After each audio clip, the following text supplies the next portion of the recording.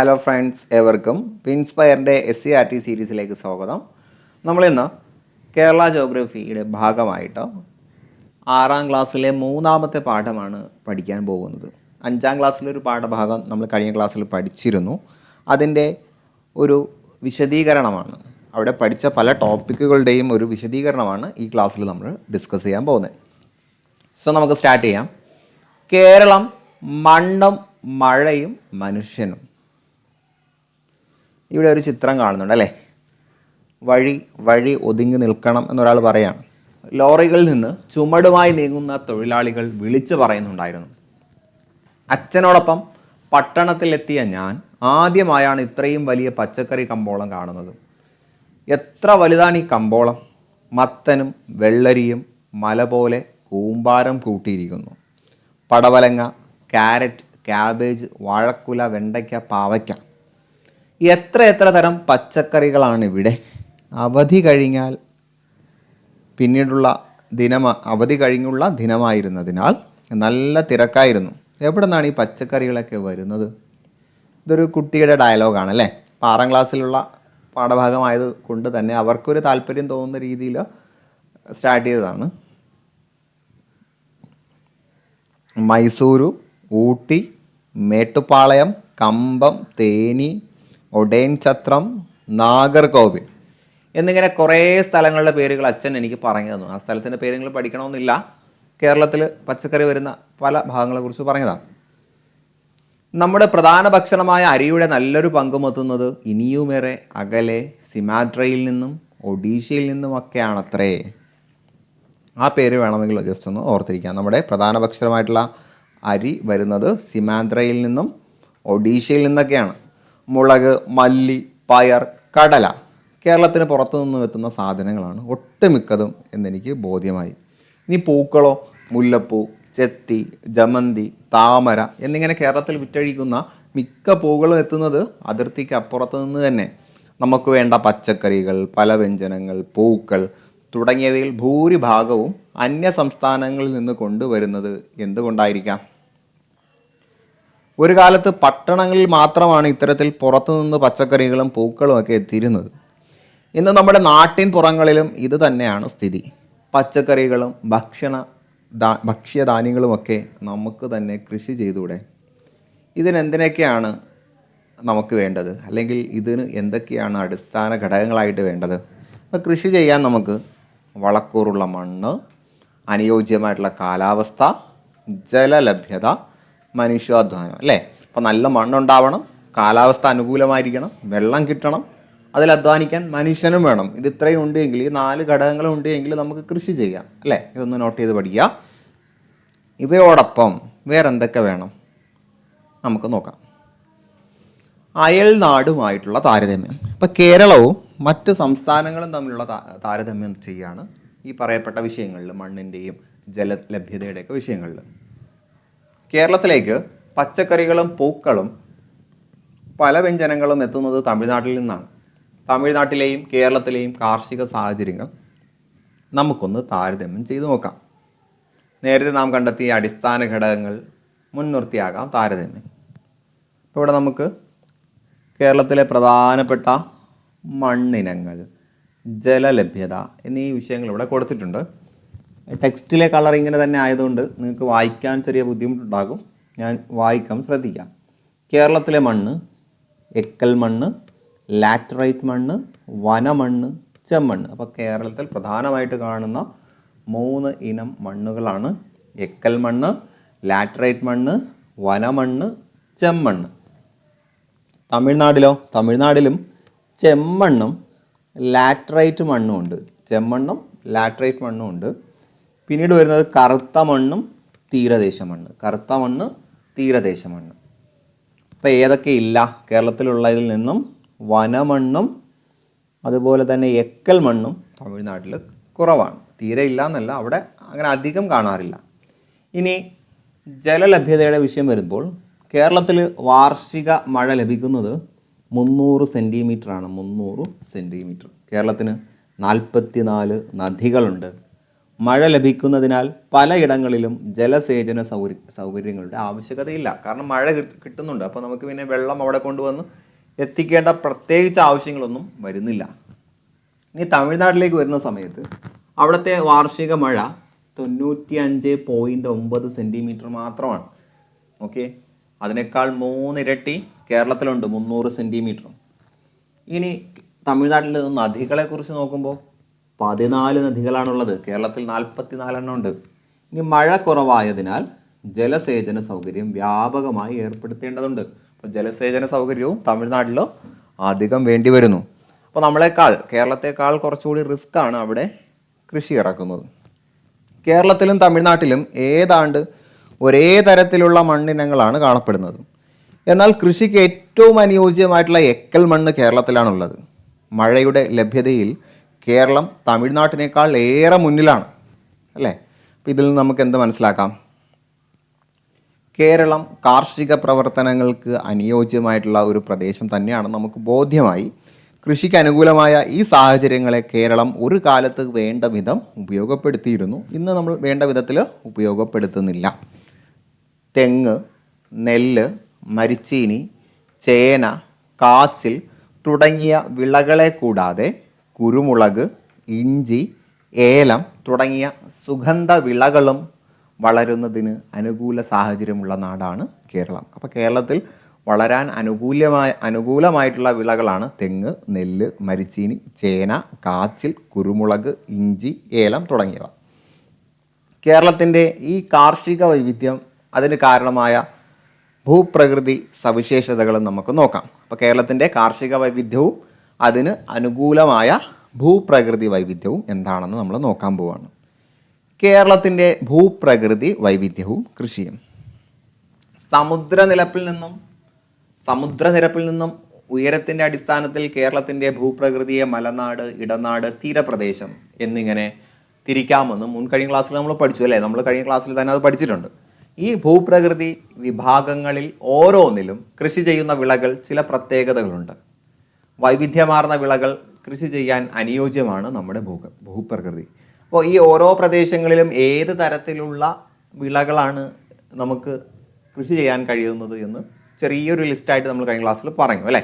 അപ്പോൾ അതുകൊണ്ട് തന്നെ നമ്മുടെ കേരളത്തിലാകമാനം വ്യത്യസ്ത ഇനം കൃഷി വിളകൾ കാർഷിക വിളകൾ നമുക്ക് ഉൽപ്പാദിപ്പിക്കാൻ കഴിയും. ഇതാണ് കേരളത്തിൻ്റെ 3 ഭൂപ്രകൃതി.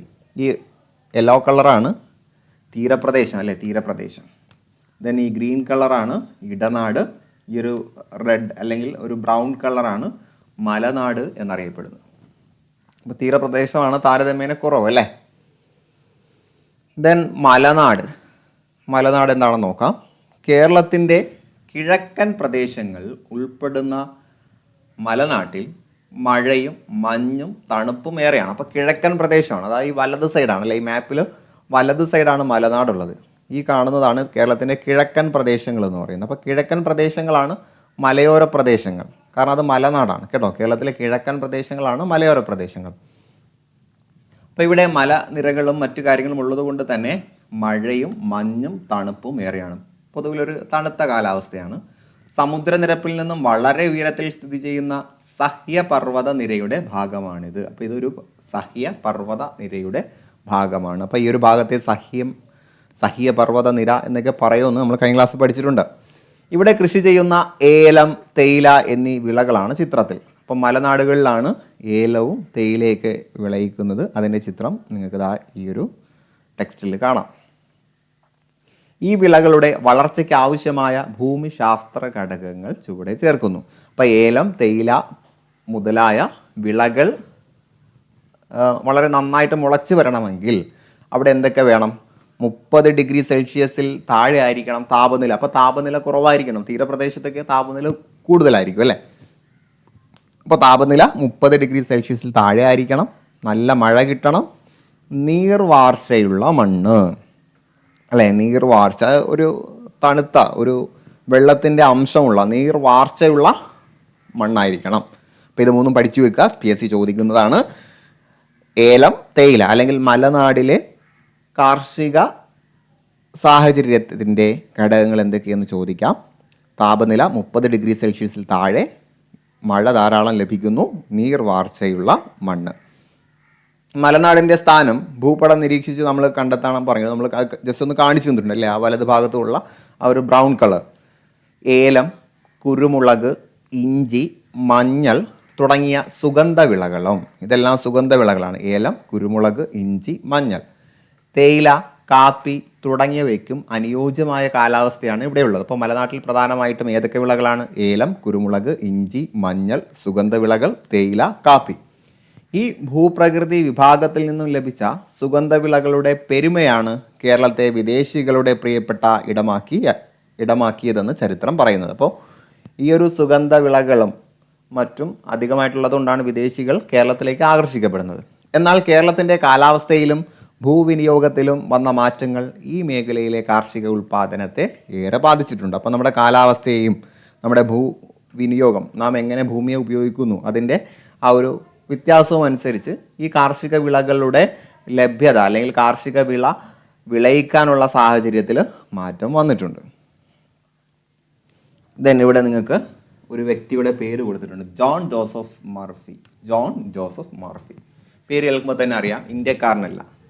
അയർലൻഡ് സ്വദേശിയായ ഇദ്ദേഹം ഇന്ത്യയിലെ റബ്ബർ കൃഷിയുടെ പിതാവ്. അപ്പോൾ ഇന്ത്യയിലെ റബ്ബർ കൃഷിയുടെ പിതാവാണ് ജോൺ ജോസഫ് മർഫി. പഠിച്ചു വെക്കുക, ജോൺ ജോസഫ് മർഫി, ഇന്ത്യയുടെ റബ്ബർ കൃഷിയുടെ പിതാവ്. അദ്ദേഹം സുഹൃത്തുക്കളോടൊപ്പം പെരിയാറിൻ്റെ തീരത്ത് ആലുവയ്ക്കടുത്ത് 1902 റബ്ബർ കൃഷി തുടങ്ങി. അപ്പോൾ പെരിയാറിൻ്റെ തീരത്ത് ആലുവയ്ക്കടുത്ത് 1902 അദ്ദേഹം റബ്ബർ കൃഷി ആരംഭിച്ചു. പിന്നീട് അദ്ദേഹം കോട്ടയം ജില്ലയ്ക്കടുത്ത് മുണ്ടക്കയത്തിനടുത്ത് ഏന്തയാറിൽ വാണിജ്യാടിസ്ഥാനത്തിൽ റബ്ബർ കൃഷി ആരംഭിച്ചു. ആദ്യം ആരംഭിക്കുന്നത് 1902 പെരിയാറിൻ്റെ തീരത്ത് ആലുവയിൽ. പിന്നീട് വാണിജ്യാടിസ്ഥാനത്തിൽ റബ്ബർ കൃഷി ആരംഭിക്കുന്നത് കോട്ടയം ജില്ലയിലാണ്. കോട്ടയം ജില്ലയിലെ മുണ്ടക്കയത്തിനടുത്താണ്. അവിടുത്തെ കൃത്യമായിട്ട് പറഞ്ഞാൽ ഏന്തയാർ. ഓക്കെ അല്ലേ? കേവലം ഒരു പ്ലാന്റർ മാത്രമായിരുന്നില്ല മർഫി. തൊഴിലാളികൾക്കായി പെൻഷൻ ആനുകൂല്യങ്ങൾ, നാട്ടുകാർക്കായിട്ട് വിദ്യാലയങ്ങൾ, ആരാധനാലയങ്ങൾ എന്നിവ അദ്ദേഹം പണിത് നൽകി. അതുകൊണ്ട് തന്നെയാണ് അദ്ദേഹത്തെ ആ റബ്ബർ കൃഷിയുടെ പിതാവ് എന്ന് വളരെ ആദരപൂർവ്വം വിളിക്കുന്നത്. ഓക്കെ അല്ലേ? ഇനി ഇടനാട്. തീരപ്രദേശത്തിനും ഇപ്പോൾ ഇവിടെയൊക്കെ കുറച്ച് ആക്ടിവിറ്റീസ് കൊടുത്തിട്ടുണ്ട്. മലനാട് പ്രദേശം ഏതൊക്കെ വിളകളുടെ കൃഷിക്കാണ് അനുയോജ്യം, എന്തുകൊണ്ടാണ് എന്നൊക്കെ പട്ടികപ്പെടുത്താൻ അല്ലേ? നമുക്കതൊക്കെ നമ്മുടെ ടെലഗ്രാം ചാനലിൽ നിങ്ങൾക്ക് നോട്ടായിട്ട് തരുന്നതാണ് കേട്ടോ. നമ്മളതെല്ലാം വിശദീകരിക്കാൻ നിന്നാൽ നമുക്ക് കുറഞ്ഞ സമയം കൊണ്ടൊന്നും ക്ലാസ് വൈൻഡപ്പ് ചെയ്യാൻ കഴിയില്ല. ദെൻ ഇടനാട്. തീരപ്രദേശത്തിനും മലനാടിനും ഇടയിലുള്ള ഭാഗമാണ് ഇടനാട്. പേര് സൂചിപ്പിക്കുന്നത് ഇടയിലുള്ളതാണ് അല്ലേ? 7.5-നും 75-നും ഇടയിലുള്ള. കേരളത്തിൽ ഏറ്റവും അധികം വിള വൈവിധ്യമുള്ള പ്രദേശം. അപ്പോൾ കേരളത്തിലെ ഏറ്റവും അധികം വിള വൈവിധ്യമുള്ള പ്രദേശം ഇടനാടാണ്. ഭക്ഷ്യധാന്യങ്ങൾ, പച്ചക്കറികൾ, കിഴങ്ങുവർഗ്ഗങ്ങൾ തുടങ്ങിയവ ഇടനാട്ടിലെ വിള വൈവിധ്യത്തിൻ്റെ ഭാഗമാണ്. മറ്റേതൊക്കെ വിളകളാണ് ഇടനാട്ടിൽ പ്രധാനമായിട്ടും കൃഷി ചെയ്യുന്നത്? നമുക്ക് ഈ ഒരു ചിത്രത്തിൽ നോക്കാം. അപ്പോൾ ഇവിടെ നമുക്ക് റബ്ബറും മറ്റു കാര്യങ്ങളൊക്കെ, കുരുമുളകും കാര്യങ്ങളൊക്കെ തരുന്നുണ്ട് അല്ലേ? അപ്പോൾ ധാരാളം ലഭിക്കുന്ന മഴ ഈ മേഖലയിലെ ചെറുകുന്നിൻ പ്രദേശങ്ങളെ ലാറ്ററൈറ്റ് മണ്ണിൻ്റെയും നദീതടങ്ങളിലെ എക്കൽ മണ്ണിൻ്റെയും സാമാന്യം കനത്ത ആവരണം തുടങ്ങി അനുകൂല ഭൂമിശാസ്ത്ര ഘടകങ്ങളാണ് ഇടനാട്ടിലെ വിളവൈവിധ്യത്തിന് കാരണം. അപ്പോൾ ഇവിടുത്തെ പ്രത്യേകത, ധാരാളം മഴ ലഭിക്കുന്നു. മലനാടിലെ പോലെ തന്നെ ഇവിടെയും ധാരാളം മഴ ലഭിക്കുന്നു. ഇവിടെ ചെറിയ കുന്നിൻ പ്രദേശങ്ങളായതുകൊണ്ട് ലാറ്ററൈറ്റ് മണ്ണ്. അപ്പോൾ ഇവിടെ ലാറ്ററൈറ്റ് മണ്ണാണുള്ളത്. നദീതടങ്ങൾ ഉള്ളതുകൊണ്ട് എക്കൽ മണ്ണ്. പിന്നെ സാമാന്യം കനത്ത ആവരണം, കുഴപ്പമില്ലാത്തൊരു കട്ടിയുള്ളൊരു നിലമാണ്. അപ്പോൾ ഇതെല്ലാം ഉള്ളത് കൊണ്ട് തന്നെ നമുക്ക് പലതരത്തിലുള്ള കാർഷിക വിളകൾ വിളയിക്കാൻ കഴിയും. അപ്പോൾ കാർഷിക വൈവിധ്യം ഉണ്ടാകാനുള്ള കാരണം ധാരാളം മഴ, പിന്നെ ലാറ്ററൈറ്റ് എക്കൽ മണ്ണ്, കനത്ത ആവരണം, ഇതൊക്കെയാണ് അനുകൂല ഭൂമിശാസ്ത്ര ഘടകങ്ങൾ. ഇടനാട്ടിലെ അനുകൂല ഭൂമിശാസ്ത്ര ഘടകങ്ങൾ എന്ന് പറയുന്നത്. കേരളത്തിലെ പ്രധാന വാണിജ്യ വിളയായ റബ്ബർ കൃഷി ചെയ്യുന്നതിന് ഏറ്റവും അനുയോജ്യമാണ് ഇവിടം. അപ്പോൾ റബ്ബർ കൃഷിക്ക് ഏറ്റവും അനുയോജ്യമായിട്ടുള്ള ഭൂപ്രകൃതി ഇടനാടാണ്. 20-ാം നൂറ്റാണ്ടിൻ്റെ ആദ്യ പാദത്തിലാണ് ഈ മേഖലയിൽ റബ്ബർ വ്യാപകമായി കൃഷി ചെയ്യാൻ തുടങ്ങുന്നത്. ആദ്യ പാദം എന്ന് പറഞ്ഞാൽ ആദ്യത്തെ പകുതി എന്നാണ്. അപ്പോൾ ആദ്യത്തെ ആ ഒരു 25 വർഷത്തിനുള്ളിൽ 19കളിലാണ് ഇവിടെ റബ്ബർ കൃഷി വ്യാപകമായിട്ട് തുടങ്ങുന്നത്. അതുവരെ മരിച്ചീനി, കാച്ചിൽ, ചേന തുടങ്ങിയ കിഴങ്ങുവർഗ്ഗങ്ങളും പച്ചക്കറികളും വ്യാപകമായിട്ട് കൃഷി ചെയ്തിരുന്നു. ഏത്തവാഴ കൃഷിയും ഈ മേഖലയിൽ വ്യാപകമായിരുന്നു. ഇടനാട്ടിൻ്റെ ഈ വിളവൈവിധ്യം അതിവേഗം റബ്ബറിന് വഴിമാറുകയാണ്. അപ്പോൾ ഇടനാട്ടിൽ അധികവും റബ്ബർ കൃഷി ചെയ്തുകൊണ്ടിരിക്കുകയാണ്. ഇപ്പോൾ ചെറിയ കൃഷിയിടങ്ങൾ പോലും ഇന്ന് റബ്ബർ കൃഷിക്കായി ഉപയോഗപ്പെടുത്തുന്നു. ഒരിക്കൽ നട്ട് വിളവെടുപ്പ് തുടങ്ങിയാൽ ഏറെ കാലം വിളവ് ലഭിക്കുമെന്നത് റബ്ബറിൻ്റെ മേന്മയാണ്. അപ്പോൾ റബ്ബർ നട്ട് കഴിഞ്ഞാൽ നമുക്ക് കുറേ കാലം അത് ഉപയോഗപ്പെടുത്താൻ കഴിയും. അപ്പോൾ വളരെയധികം കൃഷി വൈവിധ്യമുള്ള, കാർഷിക വൈവിധ്യമുള്ള ഭൂപ്രകൃതിയാണ് ഇടനാട്. ദെൻ നമ്മൾ തീരപ്രദേശത്തിലേക്ക് വരികയാണ്. അപ്പോൾ ഏറ്റവും കുറവ് തീരപ്രദേശമാണ് കേരളത്തിൽ. സമുദ്രനിരപ്പിൽ നിന്നും അധികം ഉയരമില്ലാത്ത 7.5 മീറ്റർ മാത്രം അല്ലേ. അപ്പോൾ സമുദ്രനിരപ്പിൽ നിന്നും അധികം ഉയരമില്ലാത്ത പ്രദേശമാണ് തീരപ്രദേശം. എന്തൊക്കെയാണ് തീരപ്രദേശങ്ങളിലെ മുഖ്യ വിളകൾ? ഇവിടെ ചിത്രത്തിൽ നോക്കാം. നെല്ലും തെങ്ങുമാണ് നമ്മൾ കാണുന്നത് അല്ലേ. താഴ്ന്ന ഇടങ്ങളിലെ എക്കൽ മണ്ണിൻ്റെ നിക്ഷേപം. ഇപ്പോൾ എക്കൽ മണ്ണുണ്ട്. ഈ എക്കൽ മണ്ണ് നെൽകൃഷിക്ക് അനുയോജ്യമാണ്. തീരപ്രദേശങ്ങളിലെ ഉപ്പ് രസമുള്ള എക്കൽ മണ്ണ് അത് തെങ്ങ് കൃഷിക്ക് അനുയോജ്യമാണ്. അപ്പോൾ താഴ്ന്ന ഇടങ്ങളിലെ എക്കൽ മണ്ണ് നെൽകൃഷിക്കും, തീരപ്രദേശങ്ങളിലെ ഉപ്പ് രസമുള്ള എക്കൽ മണ്ണ് തെങ്ങ് കൃഷിക്കും അനുകൂലമാണ്. ഈ വിളകൾ സമൃദ്ധമായി കൃഷി ചെയ്തിരുന്ന തീരപ്രദേശ മേഖലകൾ കാലക്രമേണ ജനവാസ കേന്ദ്രങ്ങളായി മാറാൻ തുടങ്ങി. ഇത് കൃഷിഭൂമിയുടെ അളവിൽ കാര്യമായ കുറവുണ്ടാക്കി. അപ്പോൾ ഇവിടെ ആളുകൾ അല്ലെ, തീരപ്രദേശങ്ങളിൽ പണ്ട് ആളുകൾ കുറവായിരുന്നു. ഇപ്പോൾ എന്ത് ചെയ്യുകയാണ്? ആളുകൾ കൂടി വരികയാണ്. അപ്പോൾ കൃഷിയിടങ്ങളെല്ലാം വാസയോഗ്യമാക്കുന്നതിൻ്റെ ഭാഗമായിട്ട് വന്നപ്പോൾ കൃഷിയുടെ അളവിൽ കാര്യമായിട്ട് കുറവുണ്ടാക്കി. വിത്ത്, വളം തുടങ്ങിയവയിലെ വില വർധനവ് കൃഷി ആദായകരമല്ലാതാക്കി. അല്ലെ, വിത്തിനും വളമൊക്കെ വില ഭയങ്കര കൂടുതലാണ്. എന്നാൽ അവർക്കത് വിൽക്കുമ്പോൾ ആ ഒരു ലാഭവും ഇല്ല. അതുകൊണ്ട് തന്നെ കർഷകർ എന്ത് ചെയ്യുന്നു? മറ്റു തൊഴിലിലേക്ക് മാറാൻ നിർബന്ധിതരാകുകയാണ്. അപ്പോൾ തീരപ്രദേശങ്ങളിൽ ഇപ്പോൾ കാർഷിക വിളകൾ അത്ര കണ്ട് ലഭ്യമല്ല, അല്ലെങ്കിൽ കൃഷി മേഖലയിൽ അധികം ആളുകളും ഇറങ്ങുന്നില്ല. ഇത് നിങ്ങളുടെ ചുറ്റുഭാഗത്ത് നോക്കുമ്പോൾ നിങ്ങൾക്കത് മനസ്സിലാവും. കൃഷിയെ നെഞ്ചേറ്റിയ നാട്. കേരളം ഒരു കാർഷിക സംസ്കാരത്തിൻ്റെ കേന്ദ്രമായിരുന്നു എന്നതിന് അനേകം തെളിവുകളുണ്ട് അല്ലേ. ആഘോഷങ്ങളും ആചാരങ്ങളും ഒക്കെ അതിന് തെളിവാണ്. അത് നമ്മൾ കഴിഞ്ഞ ക്ലാസ്സിൽ പഠിച്ചിട്ടുണ്ട്. നമ്മുടെ നാട്ടിലെ ചില പഴഞ്ചൊല്ലുകൾ നോക്കൂ. കുംഭത്തിൽ മഴ പെയ്താൽ കുപ്പയിലും മാണിക്യം. അപ്പം അത്രയേറെ കാർഷിക വിളകൾ കിട്ടുമെന്നാണ്. കുംഭത്തിൽ നട്ടാൽ കുടത്തോളം ചേന. അപ്പോൾ കുംഭമാസം നമുക്ക് നല്ല മഴ കിട്ടും. അപ്പോൾ എന്തും നട്ട് വളർത്താം. മീനത്തിൽ നട്ടാലോ മീൻ കണ്ണിനോളം. അപ്പോൾ മീനമാസത്തിൽ അത്ര പറ്റില്ല എന്നായിരിക്കും. മീൻ കണ്ണ് ചെറുതല്ലേ. തിരിമുറിയാതെ തിരുവാതിര, ഞാറ്റുവേല. അപ്പോൾ അത് ഞാറ്റുവേലയുമായിട്ട് ബന്ധപ്പെട്ടതാണ്. ഇതെല്ലാം കൃഷിയും കാലാവസ്ഥയും നമ്മുടെ സംസ്കാരത്തിൽ എത്രമാത്രം സ്വാധീനം ചെലുത്തിയിരുന്നു എന്നതിന് തെളിവാണ്. മാറുന്ന ഭൂവിനിയോഗം, മാറുന്ന ജീവിതക്രമം. നമ്മൾ പറഞ്ഞു ഭൂവിനിയോഗം വ്യത്യാസപ്പെടുകയാണ്. അതനുസരിച്ച് നമ്മുടെ കാർഷിക രീതിയും മാറി. കേരളത്തിൽ ചില പ്രധാന വിളകളുടെ ഭൂവിസ്തൃതിയിൽ കഴിഞ്ഞ അരനൂറ്റാണ്ടിനിടെ ഉണ്ടായ വ്യത്യാസമാണ് താഴെ കൊടുത്തിരിക്കുന്നത്. 1961, 87, 2011 വർഷങ്ങളിലാണ് ഭൂവിസ്തൃതി 1,00,000 ഹെക്ടർ എന്ന കണക്കിലാണ് കൊടുത്തിരിക്കുന്നത്. നെല്ല് നോക്കൂ, 7.5 ആയിരുന്നു 61-ലുണ്ടായിരുന്നത്. പിന്നെ അത് 6.4 ഇപ്പോൾ 2.08. എത്ര കുറഞ്ഞു നോക്കുക അല്ലേ. നമുക്ക് ഏറ്റവും ആവശ്യമായിട്ടുള്ളൊരു വിളയാണ് നെല്ല്. അത് 2.08 കുറഞ്ഞു. ഇനി മരിച്ചീനി 2.37, അത് 1.72 ഇപ്പോൾ 0.75 ചുരുങ്ങി. ഇനി തെങ്ങ് നോക്കൂ. തെങ്ങ് 5.05 ആയിരുന്നു, അത് 7.75 വർദ്ധിച്ചു. ഇപ്പോൾ അത് 8.21. അപ്പോൾ ഇത് കൂടി, തെങ്ങിൻ്റെ കാർഷിക വിനിയോഗം കൂടി. ഇനി റബ്ബർ 1.33 ആയിരുന്നു, 3.59 അത് കുതിച്ചു. ദെൻ 5.40. അപ്പോൾ വളരെയധികം വർധന. തെങ്ങ് റബ്ബറിൻ്റെ കൃഷി കൂടുകയും നെല്ല് മരിച്ചീനി പോലുള്ളതിൻ്റെ കുറയുകയും ചെയ്തു അല്ലേ. കാർഷിക വിളകൾ വർദ്ധിക്കുക എന്നുള്ളത് എപ്പോഴും നമ്മൾ കണ്ടുവരുന്നൊരു പ്രവണതയാണ് അല്ലേ. അപ്പോൾ ഏതിലൊക്കെ കുറവ് വന്നു? നെല്ല്, മരിച്ചീനി. ഏത് വിളയുടെ ഭൂവിസ്തൃതിയാണ് ഏറ്റവും കുറഞ്ഞിട്ടുള്ളത്? ഏറ്റവും കുറഞ്ഞത് നമ്മളിവിടെ നോക്കുമ്പോൾ ഇത് 2-ൽ നിന്നാണ് 0.75 വന്നത്. ഇത് 7-ൽ നിന്ന് 2-ലാണോ? അപ്പം നെല്ലാണ് ഏറ്റവും കുറഞ്ഞത് നമുക്ക് ഫലത്തിൽ പറയേണ്ടി വരും അല്ലേ. ഇതൊക്കെ നമ്മളോട് ചോദിക്കില്ല, ഇത് കുട്ടികളോട് കണ്ടെത്താൻ പറഞ്ഞതാണ്. ഇതൊരു SCERT ഫാക്റ്റ് ആയിട്ട് എക്സാമിന് വരാൻ സാധ്യതയില്ല. പിന്നെ ഏതൊക്കെ കൂടിയെന്ന് വെച്ചാൽ തേങ്ങ, റബ്ബർ, തെങ്ങ്, റബ്ബർ. അപ്പം മുകളിൽ നൽകിയ ചോദ്യങ്ങളുടെ അടിസ്ഥാനത്തിൽ പട്ടിക വിശകലനം ചെയ്യുമ്പോൾ എന്തെല്ലാം നിഗമനങ്ങൾ രൂപീകരിക്കാം? നെല്ല്, മരിച്ചീനി എന്നീ വിളകളുടെ കൃഷിയിൽ കുറവ് വരുമ്പോൾ റബ്ബർ കൃഷി വ്യാപിക്കുന്നതായിട്ട് കാണാം, തെങ്ങിൻ്റെ കൃഷി വ്യാപിക്കുന്നതായിട്ട് കാണാം. ഇവിടെ ഭക്ഷ്യവിളകൾ കുറയുകയും കാർഷിക വിളകൾ നാണ്യവിളകൾ അല്ലെങ്കിൽ വാണിജ്യ കൃഷി വർദ്ധിക്കുകയും ചെയ്തിട്ടുണ്ട്.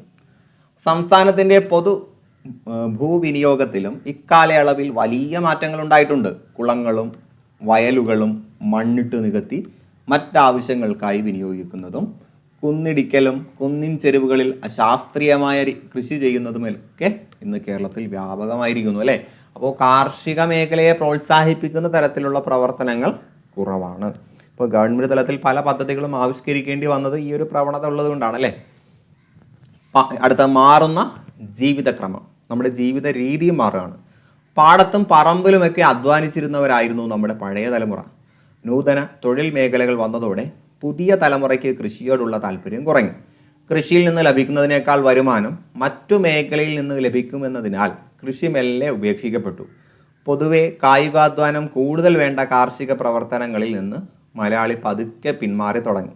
ഇത് ജീവിത രീതിയിലും ആരോഗ്യ സുരക്ഷയിലും അനവധി മാറ്റങ്ങളുണ്ടായി. അപ്പോൾ ലാഭമുണ്ടാകുന്ന രീതിയിലേക്ക് ജോലിയിലേക്ക് പോയതോടുകൂടി നമ്മുടെ ജീവിത രീതി മാറി. അതോടൊപ്പം പുതിയ പുതിയ ജീവിതശൈലി രോഗങ്ങളും മറ്റും വന്നിട്ടുണ്ടല്ലേ. അത് നമ്മൾ സയൻസ് പഠിക്കുന്ന സമയത്ത് ജീവശാസ്ത്രം പഠിക്കുമ്പോൾ പഠിക്കുന്നതാണ്. ജീവിതശൈലിയിലുണ്ടായ മാറ്റങ്ങളാണ് പുതുതലമുറ രോഗങ്ങളായ രക്തസമ്മർദ്ദം, ഹൃദ്രോഗം, പ്രമേഹം. ഇതെല്ലാം ജീവിതശൈലി രോഗങ്ങളാണ്. അപ്പോൾ പ്രിയപ്പെട്ട കൂട്ടുകാരോട് അനുബന്ധമായിട്ട് പറയാനുള്ളത്, നമ്മുടെ ക്ലാസ്സിലെ കാര്യങ്ങളെല്ലാം നിങ്ങൾക്ക് നന്നായിട്ട് ഉപകാരപ്പെടുന്നുണ്ടെങ്കിൽ നിങ്ങളിത് ഷെയർ ചെയ്യണം. നിങ്ങൾക്ക് ഇഷ്ടപ്പെടുന്ന ക്ലാസ്സുകൾ ലൈക്ക് ചെയ്യണം. നിങ്ങളുടെ അഭിപ്രായങ്ങൾ കമൻറ്റിലൂടെയൊക്കെ അറിയിക്കണം. അപ്പോൾ നമ്മുടെ ചാനലിൻ്റെ വളർച്ച നിങ്ങൾക്കും ഉപകാരപ്രദമാണ്. നിങ്ങൾക്ക് ആവശ്യമുള്ള SCERT ക്ലാസ്സുകൾ, ആധികാരിക സോഴ്സിൽ നിന്നുള്ള അനുബന്ധ ക്ലാസ്സുകൾ, ഇതൊക്കെ പ്രൊവൈഡ് ചെയ്യാനാണ് നമ്മൾ നിലവിൽ ആഗ്രഹിക്കുന്നത്. സോ നിങ്ങൾ നമ്മളെ സപ്പോർട്ട് ചെയ്യുക. അപ്പോൾ ജീവിതശൈലി രോഗങ്ങൾ വളർന്നു വരാനുള്ള പ്രധാന കാരണം ഈ ഒരു മാറ്റമാണ്. നമ്മുടെ പഴയ ജീവിതത്തിൽ നിന്നുള്ള മാറ്റമാണ്. ഗ്രാമീണ ജീവിതത്തിൽ നിന്ന് നഗര കേന്ദ്രീകൃതമായ ജീവിത രീതിയിലേക്ക് മാറിയ മലയാളി ഇന്ന് അഭിമുഖീകരിക്കുന്ന ഒരു പ്രധാന പ്രശ്നമാണ് മാലിന്യ സംസ്കരണം.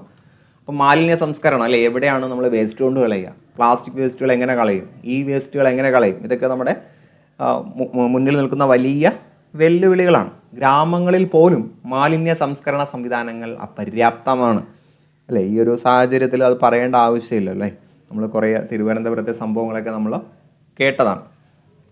വീട്ടിലെ മാലിന്യങ്ങൾ അവിടെ തന്നെ സംസ്കരിച്ച് ജൈവവളമാക്കാനും പച്ചക്കറി തോട്ടങ്ങളിലും കൃഷിയിടങ്ങളിലും ഉപയോഗിക്കാനുമുള്ള പുതിയ പദ്ധതികൾ ആവിഷ്കരിക്കാതെ ഇനി നമുക്ക് മുന്നോട്ട് പോകാനാവില്ല.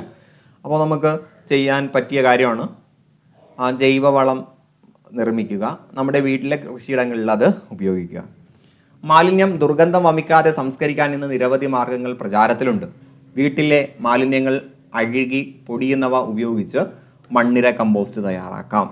ഈ വിദ്യ അടുത്തുള്ള കൃഷിഭവനിൽ അന്വേഷിച്ചറിഞ്ഞാൽ നമുക്ക് കിട്ടും. അപ്പോൾ കൃഷിഭവനിൽ നമ്മൾ അന്വേഷിച്ചാൽ അവർ പറയും എങ്ങനെയാണ് മണ്ണിര കമ്പോസ്റ്റ് നിർമ്മിക്കേണ്ടതെന്ന്. ജൈവ മാലിന്യങ്ങൾ ഉപയോഗിച്ച് ബയോഗ്യാസ് നിർമ്മിക്കുകയാണ് മറ്റൊന്ന്. അപ്പോൾ മണ്ണിര കമ്പോസ്റ്റ്, ബയോഗ്യാസ്, അതേപോലെ ജൈവ വളങ്ങൾ, ഇതൊക്കെ നമുക്ക് വേസ്റ്റ് ഉപയോഗിച്ച് നിർമ്മിക്കാൻ പറ്റുന്നതാണ്. ബയോഗ്യാസ് പ്ലാന്റ് നിർമ്മിക്കുന്നതിന് സർക്കാർ സബ്സിഡിയും നൽകി വരുന്നുണ്ട്. ഓക്കെ അല്ലേ. നമുക്ക് തേടാം ബദലുകൾ. കേരളം ഇന്ന് ഭൂമിശാസ്ത്ര സവിശേഷതകളുടെ സാധ്യതകൾ പ്രയോജനപ്പെടുത്തുന്നതിന് പകരം കാർഷിക സംസ്കാരത്തെ വിട്ടകലുന്നു അല്ലേ. അതാണ് നമ്മൾ കണ്ടുകൊണ്ടിരിക്കുന്നത്. പൂർണ്ണമായിട്ടും ഒരു തിരിച്ചുപോക്ക് ഇനി സാധ്യമാണോ? അതിന് കഴിയുമെങ്കിലും ചില ബദലുകൾ നമുക്ക് സ്വീകരിക്കാവുന്നതാണ്. അപ്പോൾ കൃഷിയിലേക്ക് പൂർണ്ണമായിട്ടും നമുക്ക് മടങ്ങിപ്പോവുക അത്ര പ്രാക്ടിക്കലാണെന്ന് നമുക്ക് പറയാൻ കഴിയില്ല. നമുക്കതിന് പകരം ചില ബദലുകൾ, നമ്മളെ കൊണ്ട് കഴിയുന്ന രീതിയിലുള്ള ചില ബദലുകൾ നമുക്ക് ചെയ്യാൻ കഴിയും. അപ്പോൾ അതിൻ്റെ ഉദാഹരണമായിട്ട് ചില പത്രക്കുറിപ്പുകൾ നോക്കൂ. പെയിൻറ് ടിന്നിൽ ബാലുവിൻ്റെ കുട്ടിക്കൃഷി. അപ്പോൾ ഒരു ബാലു എന്നുള്ള കുട്ടിയാണ്, ഈ കുട്ടി നിർമ്മിച്ച ഒരു കുട്ടി കൃഷിയാണ്. പെയിൻറ് ടിന്നിൽ, ചെറിയ പെയിൻറ് ടിന്നിൽ അവന് കഴിയുന്ന രീതിയിൽ കൃഷി നടത്തിയ സംഭവങ്ങളാണ്. ഇപ്പോൾ ചാക്കും ടിന്നുകളൊക്കെ നിരത്തി ടെറസിലായിരുന്നു, സ്ഥലമില്ലാത്തതുകൊണ്ട് വീടിൻ്റെ ടെറസിലായിരുന്നു അവൻ കൃഷി നടത്തിയിരുന്നത്. അതേപോലെ ജൈവ കൃഷിയാണ്. മണ്ണിര കമ്പോസ്റ്റും ചാരവും ചാണകപ്പൊടിയൊക്കെ ഉപയോഗിച്ചാണ് അവൻ ആ കൃഷി നടത്തിയിരുന്നത്. ഇനി കൊച്ചു സിയയ്ക്ക് മാതൃക അമ്മ. ഇതൊരു സ്കൂളിലെ 5ാം ക്ലാസ്സിലെ കുട്ടി നിർമ്മിച്ച ഒരു പച്ചക്കറി തോട്ടമാണ്. കൃഷിഭവനിലെ കാർഷിക പദ്ധതികളിലും മറ്റവളുടെ അമ്മയുണ്ടായിരുന്നു. അപ്പോൾ അമ്മയിൽ നിന്നും മാതൃക സ്വീകരിച്ചുകൊണ്ട് ആ കുട്ടി എന്ത് ചെയ്തു, മട്ടുപ്പാവിൽ, അതും ടെറസിലാണല്ലേ, മട്ടുപ്പാവിൽ ചാക്കിലും ചട്ടികളിലും മണ്ണ് നിറച്ച് പാകിയ ചീര, വെണ്ട, തക്കാളി, വഴുതന, പച്ചമുളക്, ക്യാബേജ്, കോളിഫ്ലവർ, ഇങ്ങനെ പല തരത്തിലുള്ള അല്ലേ, എത്ര വൈവിധ്യമായിട്ടുള്ള കൃഷിയാണെന്ന് നോക്കുക അല്ലേ. ഇനി അമിത് എന്ന് പറയുന്ന കുട്ടി കണ്ണൂരിലെ ഒരു കുട്ടിയാണ്. അവൻ നിർമ്മിച്ച അടുക്കളത്തോട്ടം. അപ്പം ഇതെല്ലാം മാതൃകയാണ്. ഇങ്ങനെ ചിന്തിക്കുന്ന, ഇങ്ങനെ ചെയ്യുന്ന വീട്ടുകാരും കുട്ടികളൊക്കെ ഉണ്ടോ? അപ്പം ഇതൊക്കെ ബദലുകളാണ്. ബദലുകൾ, സാധ്യതകൾ. കൃഷി ചെയ്യുന്നതിന് എന്തിനാ മണ്ണ്? മണ്ണില്ലാതെയും നമുക്ക് കൃഷി ചെയ്യാം. കൃഷി ചെയ്യണമെന്നുണ്ട്, പക്ഷെ മണ്ണില്ല. നഗരവാസികളുടെ സ്ഥിരം പരാതികളിൽ ഒന്നാണിത്. ഹൈഡ്രോപോണിക്സ് അതിനൊരു പരിഹാരമാണ്. നമുക്ക് ബയോളജിയിലും പഠിക്കാനുള്ളതാണ്, ഇവിടെയും പഠിച്ചു പോവുക കേട്ടോ. ഹൈഡ്രോപോണിക്സ് PYQ ആണ്. എന്താണ് ഹൈഡ്രോപോണിക്സ്? സസ്യ വളർച്ചയ്ക്ക് ആവശ്യമായ ധാതു ലവണങ്ങൾ വെള്ളത്തിൽ അലിയിച്ച് നൽകുകയാണ് ഇവിടെ. അപ്പോൾ ഹൈഡ്രോ എന്ന പദം വെള്ളത്തെ സൂചിപ്പിക്കുന്നതാണ്. അപ്പോൾ സസ്യ വളർച്ചയ്ക്ക് ആവശ്യമായ ധാതു ലവണങ്ങൾ അല്ലേ, ധാതു ലവണങ്ങൾ, മിനറൽസും മറ്റും അടങ്ങിയ ധാതു ലവണങ്ങൾ വെള്ളത്തിൽ അലിയിപ്പിക്കും. എന്നിട്ട് വേരുകൾക്ക് പടരാൻ തൊണ്ട്, ചരൽ തുടങ്ങിയ വസ്തുക്കൾ നൽകും. അപ്പോൾ തൊണ്ട്, ചരൽ, മണ്ണിന് പകരം തൊണ്ട്, ചരലിലൊക്കെ വെച്ചാണ് കൃഷി ചെയ്യുന്നത്. വളരെ കുറച്ച് സ്ഥലമുള്ളവർക്ക് പോലും വീട്ടിൽ അടുത്ത പച്ചക്കറി തോട്ടമാണ്, അതവിടെ കഴിഞ്ഞു. വളരെ കുറച്ച് സ്ഥലമുള്ളവർക്ക് പോലും വീട്ടിൽ പച്ചക്കറി തോട്ടം ഉണ്ടാക്കാൻ സഹായകമാണ് വെർട്ടിക്കൽ നെറ്റ് ഫാമിംഗ്. അപ്പം ഒന്ന് ഹൈഡ്രോപോണിക്സ് പറഞ്ഞു. ഹൈഡ്രോപോണിക്സ് മണ്ണില്ലാത്തവർക്ക് എന്ത് ചെയ്യാം? സസ്യ വളർച്ചയ്ക്ക് ആവശ്യമായിട്ടുള്ള ധാതു ലവണങ്ങൾ വെള്ളത്തിൽ അലിയിച്ച് നൽകാം. വേരുകൾക്ക് പടരാൻ തൊണ്ട്, ചരൽ തുടങ്ങിയ വസ്തുക്കൾ കൊടുക്കാം. അപ്പോൾ ഇവിടെ മണ്ണിന് പകരം തൊണ്ട്, ചരൽ, ദെൻ ധാതു ലവണങ്ങൾ വെള്ളത്തിൽ അലിയിച്ച് നൽകുന്നു. ഇനി വെർട്ടിക്കൽ നെറ്റ് ഫാമിംഗ്. സ്ഥലപരിമിതിയുള്ള ആളുകൾക്ക് വെർട്ടിക്കൽ നെറ്റ് ഫാമിംഗ്. അപ്പോൾ വെർട്ടിക്കൽ ഗാർഡൻ നിങ്ങൾക്കിപ്പോൾ കാണുകയാണ് അല്ലെ, ഇങ്ങനെ കുത്തനെ വരുന്ന മുളയിലോ കമ്പുകളിലോ വില കുറഞ്ഞ വല കുത്തനെ വലിച്ചു കെട്ടിയാണ് ഈ കൃഷി രീതി നടപ്പാക്കുന്നത്. അപ്പോൾ കുത്തനെ കൃഷി നടത്തുന്നതാണ് വെർട്ടിക്കൽ ഗാർഡൻ. അതിൻ്റെ ചിത്രം ഇവിടെ കൃത്യമായിട്ട് കാണാൻ കഴിയുന്നില്ല. ഇതൊക്കെ ആണെങ്കിൽ വെർട്ടിക്കൽ ഗാർഡൻ ആണെന്ന് പറയാം. വെർട്ടിക്കൽ ഗാർഡൻ നിങ്ങൾക്കിപ്പോൾ പല മാളുകളിൽ കാണുന്നുണ്ടാവും അല്ലേ, വെർട്ടിക്കൽ ഗാർഡൻ. ഇങ്ങനെ ചെയ്യുമ്പോൾ പയറും പാവലുമൊക്കെ മുകളിലേക്ക് പടരുന്നതിനാൽ സ്ഥലക്കുറവ് പ്രശ്നമല്ല. അപ്പോൾ ഇതിനകത്ത് വരുന്ന ചെടികളെല്ലാം ഇങ്ങനെ മുകളിലേക്കാണ് പോകുന്നത്. ഇത് താഴേക്ക് എന്ത് ചെയ്യില്ല, പന്തലിച്ച് വരില്ല. അതുകൊണ്ട് തന്നെ സ്ഥലപരിമിതി നമുക്കൊരു പ്രശ്നം വരില്ല. അപ്പോൾ സ്ഥലപരിമിതി ഉള്ളിടത്ത് വെർട്ടിക്കൽ നെറ്റ് ഫാമിംഗ്. ഇത് നമ്മൾ എന്ത് ചെയ്യുന്നു? കമ്പുകളോ വില കുറഞ്ഞ വലയോ കുത്തനെ വലിച്ചു കെട്ടി കൃഷി ചെയ്യുന്നു. ഇനി മണ്ണില്ലാത്തടത്ത് ഹൈഡ്രോപോണിക്സ്. രണ്ടും ഓർത്തിരിക്കുക. പരിസ്ഥിതി സൗഹൃദ കൃഷിക്ക് 100 മേനി വിളവ്. ഇപ്പോൾ പരിസ്ഥിതി സൗഹൃദ കൃഷിയെക്കുറിച്ച് പറയാണ്. കുട്ടനാട്ടിലെ ആദ്യത്തെ പരിസ്ഥിതി സൗഹൃദ കർഷകരിൽ ഒരാളാണ് PJ തോമസ്. അപ്പോൾ കുട്ടനാട്ടിലെ ആദ്യത്തെ പരിസ്ഥിതി സൗഹൃദ കർഷകരിൽ ഒരാളാണ് PJ തോമസ്. നെൽകൃഷിയാണ് അദ്ദേഹം തൻ്റെ കാർഷിക പരീക്ഷണം നടത്തിയത്. അതെങ്ങനെയാണെന്ന് നോക്കാം. ചാണകം, ഗോമൂത്രം, പാടത്തെ മണ്ണ് തുടങ്ങിയവ പ്രത്യേക അനുപാതത്തിൽ കൂട്ടിക്കലർത്തി ഏതാനും ദിവസം അടച്ചുമൂടി വെച്ചു. ഈ മിശ്രിതം നെൽച്ചെടികൾക്ക് മീതെ വീശി ഒഴിച്ചു. ജൈവ മിശ്രിതമായതുകൊണ്ട് ചെടിയിൽ വീണാലും കുഴപ്പമില്ല. 15 ദിവസം വീതം ഇടവിട്ട് ഇത് 3 തവണ ആവർത്തിച്ചു. ആരോഗ്യത്തോടെ വളർന്ന നെൽച്ചെടി അതിൽ നിറയെ കതിര് വന്നു. രാസകൃഷി ചെയ്യാത്ത മറ്റു പാടങ്ങളിലൊക്കെ ഏക്കറിന് 2.5 ടൺ നെല്ല് കിട്ടിയപ്പോൾ തോമസ് ചേട്ടന് കിട്ടിയത് 3 ടൺ നെല്ലാണ്. അപ്പോൾ പരിസ്ഥിതി സൗഹൃദ കൃഷി രീതിയിലൂടെ നമുക്ക് നല്ല വിളകൾ കിട്ടും എന്നതിന് ഉദാഹരണമാണ് PJ തോമസിൻ്റെ ഈ ഒരു കൃഷി രീതി. അത് ജസ്റ്റ് ഒന്ന് അഡീഷണൽ ഫാക്റ്റായിട്ട് ഒന്ന് ഓർത്ത് വെക്കുക. ഈ മാതൃകകളിൽ ചിലതെല്ലാം നമുക്ക് അനുകരണീയമാണ്. ഇതിലൂടെ നമുക്ക് നമ്മുടെ നഷ്ടപ്പെട്ട കൃഷിയെ പൂർണ്ണമായിട്ടും തിരിച്ചു പിടിക്കാനാവില്ലെങ്കിലും മണ്ണിനെ നിലനിർത്താനാകും.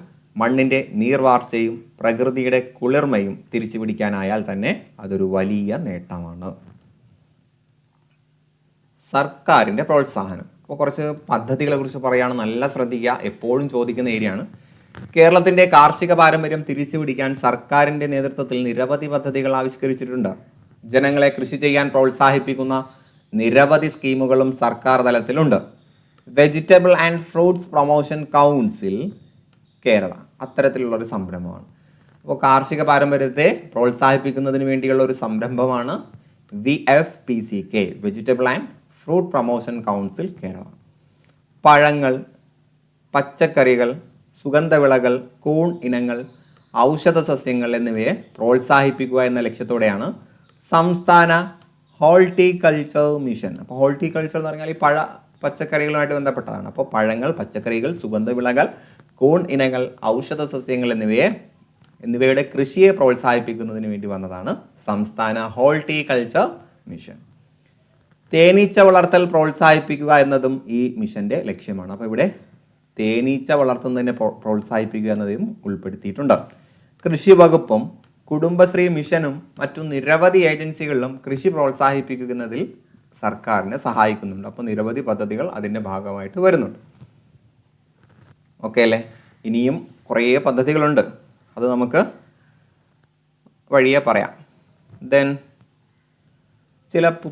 ചില നൂതന കൃഷിരീതികൾ, പുത്തൻ കൃഷിരീതികൾ. ഒന്ന് ഹരിത ഗ്രഹ കൃഷി പഠിക്കുക, ഗ്രീൻ ഹൗസ് ഫാമിംഗ്. കൊടും തണുപ്പുള്ള ഇടങ്ങളിൽ വിളകൾ നശിച്ചു പോകാതെ സ്ഫടിക മേൽക്കൂരയ്ക്കുള്ളിൽ അല്ലെങ്കിൽ മേൽക്കൂരയുള്ള ഒരു മുറിക്കുള്ളിൽ വളർത്തുന്ന രീതി. അപ്പോൾ ഹരിതഗ്രഹ കൃഷി നടത്തുന്നത് എങ്ങനെയാണെന്ന് ചോദിച്ചാൽ ഒരു വലിയ സ്ഫടിക മേൽക്കൂരയുള്ള മുറിക്ക് ഉള്ളിലാണ്. എന്തിനാണ് അങ്ങനെ ചെയ്യുന്നത്? കൊടും തണുപ്പുള്ള ഇടങ്ങളിൽ വിളകൾ നശിച്ചു പോകാതെ സൂക്ഷിക്കാൻ. ഇനി പ്രിസിഷൻ ഫാമിംഗ്, കൃത്യതാ കൃഷി. ഇതെല്ലാം PYQ ആണ് കേട്ടോ. ഓരോ പ്രദേശത്തെയും മണ്ണിനും വിളയ്ക്കും ഓരോ സമയത്തും ആവശ്യമായ പരിചരണം അഥവാ വെള്ളം, വളം എന്നിവ കൃത്യമായ അളവിൽ നൽകുന്ന കൃഷിരീതിയാണ് ഇത്. അപ്പോൾ കൃത്യമായിട്ട് ആവശ്യമായിട്ടുള്ള അളവിൽ എന്താണോ വേണ്ടത്, വെള്ളമാണെങ്കിൽ വെള്ളം, വളമാണെങ്കിൽ വളം, അത് കൊടുക്കുന്ന രീതിയാണ് കൃത്യതാ കൃഷി. പച്ചക്കറി കൃഷിക്ക് അനുയോജ്യമായ നീർവാർച്ചയും സൂര്യപ്രകാശവും ലഭിക്കുന്ന ഏത് സ്ഥലവും കൃത്യതാ കൃഷിക്ക് പ്രയോജനപ്പെടുത്താം. അപ്പോൾ ആ മണ്ണും വിളയൊക്കെ നോക്കിയിട്ട് ആ വിളയ്ക്ക് അനുകൂലമായിട്ടുള്ള സ്ഥലം തിരഞ്ഞെടുത്ത് നമുക്ക് ചെയ്യാൻ പറ്റുന്ന കൃഷിയാണ് കൃത്യതാ കൃഷി. ഓക്കെ അല്ലേ? ദെൻ ഫെർട്ടിഗേഷൻ, വെള്ളവും വളവും കണികാരൂപത്തിൽ ഡ്രിപ്പറുകളിലൂടെ നൽകുന്ന രീതിയാണ് ഫെർട്ടിഗേഷൻ. അപ്പോൾ വെള്ളവും വളവും കണികാരൂപത്തിൽ ചെറിയ ഡ്രോപ്പായിട്ട് അല്ലേ, ചെറിയ തുള്ളികളായിട്ട് ഡ്രിപ്പായിട്ട് കൊടുക്കുക. പൂർണ്ണമായും വെള്ളത്തിൽ ലയിക്കുന്ന രാസവളങ്ങൾ ഉപയോഗിക്കുന്നത് കൊണ്ട് ചെടികൾക്ക് അവ വേഗത്തിൽ വലിച്ചെടുക്കാൻ കഴിയും അല്ലേ. അപ്പോൾ പൂർണ്ണമായിട്ടും വെള്ളത്തിൽ ലയിക്കുന്ന രാസവളങ്ങളാണ് നമ്മൾ ഉപയോഗിക്കുന്നത്, വെള്ളത്തിൽ ലയിക്കുന്നത്. അപ്പോൾ വെള്ളത്തിൽ ലയിച്ച രാസവളങ്ങൾ നമ്മളിങ്ങനെ തളിച്ചു കൊടുക്കുകയാണ്, ഡ്രിപ്പായിട്ട് തുള്ളികളായിട്ട് ഇങ്ങനെ കൊടുക്കുകയാണ്. അതുകൊണ്ട് തന്നെ ചെടികൾക്ക് അത് വേഗത്തിൽ വലിച്ചെടുക്കാൻ കഴിയും. അപ്പോൾ ഒന്നുകൂടി പറയാം, ഹരിതഗ്രഹ കൃഷി എന്ന് പറഞ്ഞാൽ തണുപ്പ് കൂടുന്ന സ്ഥലങ്ങളിലാണ് ഇത് നടത്തുന്നത്. നല്ല ഉയരമുള്ള സ്ഫടിക മേൽക്കൂരയുള്ള റൂമിലാണ് ഈ ഒരു കൃഷി. കൃത്യതാ കൃഷി എന്ന് പറഞ്ഞാൽ ഓരോ മണ്ണിനും വിളയ്ക്കും അനുസരിച്ച് കൃത്യമായിട്ട് വെള്ളവും വളവും കൊടുക്കുന്ന രീതിയിലുള്ള കൃഷി. ഫെർട്ടിഗേഷൻ എന്ന് പറഞ്ഞാൽ വെള്ളവും വളവും രാസവളങ്ങളൊക്കെ വെള്ളത്തിൽ ലയിക്കുന്ന രാസവളങ്ങൾ വെള്ളത്തിൽ ലയിപ്പിച്ച് കണികാരൂപത്തിൽ ചെറിയ ഡ്രോപ്പായിട്ട് ഇങ്ങനെ ഇട്ട് കൊടുക്കുക, തളിച്ചു കൊടുക്കുക. അതാണ് ഫെർട്ടിഗേഷൻ എന്ന് പറയുന്നത്. ഓക്കെ അല്ലേ? കാർഷിക ദിനം. ചിങ്ങം 1 കർഷക ദിനമാണ്. അപ്പോൾ അതൊക്കെ നമ്മുടെ സ്കൂളിൽ ആചരിക്കാറുള്ള ഒരു ദിനമാണ്. ഹരിത കേരളം. കേരളത്തിൻ്റെ ഭൂപ്രകൃതിയും മണ്ണും കാലാവസ്ഥയും എല്ലാം കൃഷിക്ക് ഏറ്റവും അനുകൂലമാണ്. ഇതിനെ ഉപയോഗപ്പെടുത്തുന്ന ഒരു ജീവിതശൈലിയിലേക്ക് കേരളീയർ മാറേണ്ടതുണ്ട്. ഓരോ കുടുംബവും അവർക്ക് ആവശ്യമുള്ള പച്ചക്കറികൾ വീട്ടുപറമ്പിൽ കൃഷി ചെയ്യുന്നു. സ്കൂൾ ഉച്ചഭക്ഷണ പരിപാടിക്ക് ആവശ്യമായ പച്ചക്കറികൾ സ്കൂൾ കോമ്പൗണ്ടിൽ തന്നെ കൃഷി ചെയ്തുണ്ടാക്കുന്നു. നാട്ടിലെങ്ങും വിഷമില്ലാത്ത പച്ചക്കറികളും ഭക്ഷ്യധാന്യങ്ങളും വിളയുന്നു. പാടത്തും പറമ്പിലും അധ്വാനിക്കുന്നത് കൊണ്ട് ജീവിതശൈലി രോഗങ്ങളില്ല. അപ്പോൾ ഇതൊരു ആഗ്രഹമാണ്, നാളെ ഇങ്ങനെ ആകണം എന്നുള്ള ആഗ്രഹമാണ്. ഇങ്ങനെ ഒരു നാളെയാണ് നമുക്ക് വേണ്ടത്. നാം എല്ലാവരും ഒരുപോലെ ഉത്സാഹിച്ചാൽ ഇതൊക്കെ നിഷ്പ്രയാസം സാധിക്കാവുന്നതേ ഉള്ളൂ. ഭൂപ്രകൃതി, മണ്ണ്, കാലാവസ്ഥ, മഴ, നദികൾ ഇവയൊക്കെ കാർഷിക പ്രവർത്തനങ്ങൾക്ക് അനുകൂലമായ നമ്മുടെ നാടിൻ്റെ കാർഷിക സംസ്കാരം വീണ്ടെടുക്കാൻ നമുക്ക് കൈകോർക്കാം. സോ ഈ ക്ലാസ് ഇവിടെ അവസാനിപ്പിക്കുകയാണ്. സോ നമ്മൾ പറഞ്ഞ കാര്യങ്ങൾ കേരളത്തിൻ്റെ ഭൂപ്രകൃതി വൈവിധ്യവും കാർഷിക വൈവിധ്യത്തിന് അനുകൂല സാഹചര്യം ഒരുക്കുന്നു എന്ന് പറഞ്ഞു. കേരളത്തിൻ്റെ ഭൂവിനിയോഗത്തിൽ മാറ്റങ്ങൾ ഉണ്ടായിട്ടുണ്ട്. ഇത് കൃഷിയുടെ വ്യാപനത്തെ സ്വാധീനിക്കുന്നു. തികച്ചും പരിസ്ഥിതി സൗഹൃദപരമായ കൃഷിരീതിയാണ് ജൈവവളം ഉപയോഗിച്ചുള്ള കൃഷിരീതി. അപ്പോൾ പരിസ്ഥിതി സൗഹൃദപരമായിട്ടുള്ള കൃഷിരീതി ജൈവവളം ഉപയോഗിച്ചിട്ടുള്ളതാണ്. കേരളത്തിൻ്റെ കാർഷിക സംസ്കാരം തിരിച്ചു പിടിക്കുന്നതിനായിട്ടുള്ള നിരവധി പരിപാടികൾ നമ്മൾ ആവിഷ്കരിക്കേണ്ടതുണ്ട്. കൃഷി പ്രോത്സാഹിപ്പിക്കുന്നതിനായിട്ട് നിരവധി സർക്കാർ പദ്ധതികളുമുണ്ട്. ഇതിത്രയുമാണ് ഈ പാഠഭാഗത്ത് നമ്മൾ മനസ്സിലാക്കേണ്ടത്. പുതിയൊരു പാഠഭാഗമായിട്ട് നമുക്ക് വീണ്ടും കണ്ടുമുട്ടാം. അതുവരേക്കും എല്ലാവർക്കും എല്ലാവിധ ആശംസകളും നേർന്നുകൊണ്ട് നിർത്തുന്നു. Good bye.